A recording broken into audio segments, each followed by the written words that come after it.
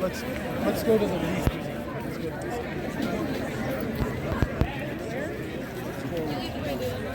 Well, today's rally here at the Capitol is to bring attention to the plight of the Great Salt Lake. The Great Salt Lake has hit record lows recently, and we're very concerned from an environmental and health point of view, and we're very excited to see hundreds of people out here helping spread the word about what we're trying to do. The water we drink is under attack. What do we do? Stand up, fight back. When the water we drink is under attack, what do we do? Stand up, fight back. People gonna rise like the water. We're gonna calm this crisis down. I hear the voice of my great-granddaughter saying, save Great Salt Lake now. Imagine a world where the air and water are clean and pure. A world where nature, or who my grandmother called our non-human kinfolk, had a voice. That's the world of my ancestors, the Native American people who called this valley home. For a long time, water law in Utah did not address the needs of Great Salt Lake, and the water that made it to the lake was considered wasted under the law. Our water is allocated, for beneficial use, which has historically meant human applications, agriculture, industry, cities. But beginning in 2022, the state has started to reform those policies in a really necessary way to make progress for Great Salt Lake.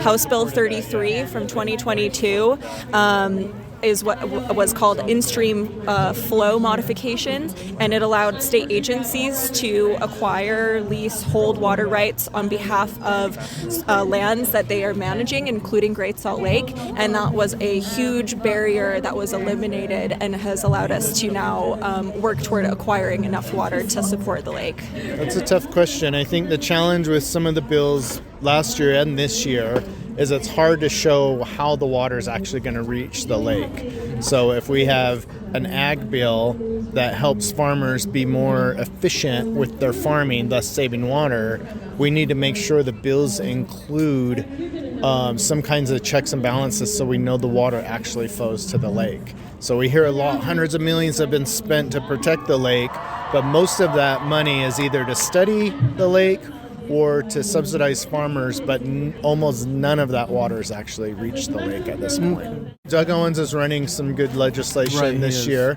so we're happy about that. We like working with Doug and Rep Owens. He's good and switched on to the fact that we got to get water into the lake, and simply studying it more is not enough. We know the issues, so now we need the will. We need the political will to do what's necessary. Like the individual small farmer's not the one diverting the water. These massive alfalfa farms account for a huge portion of the water use. A majority of that alfalfa is being exported out of state and out of country. So it's nothing to do with the small farmers growing food for Utah or America.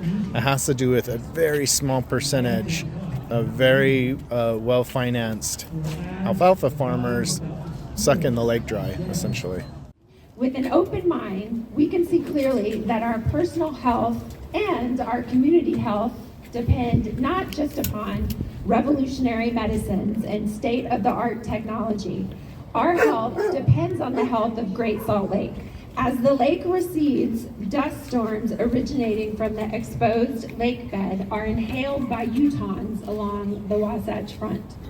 The dust dissolves in the blood and causes inflammation in every body organ, attacks of the heart, strokes of the brain, spasms of the lungs.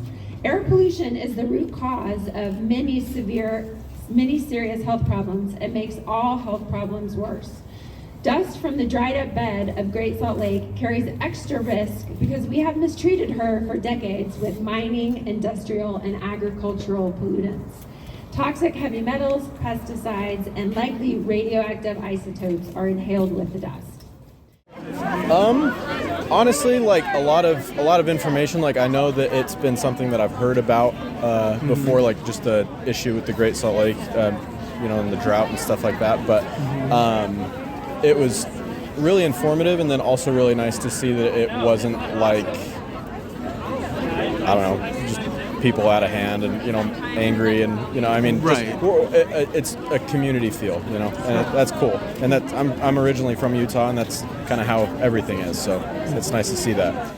Definitely being more active, but then also just learning a lot more about like what has been passed, what has been talked about, and then like that. I can't remember his name. But the second to last speaker was saying, just seeing what I can do, seeing what we as a community can do to better the situation. But yeah, definitely getting myself a little bit more up to speed.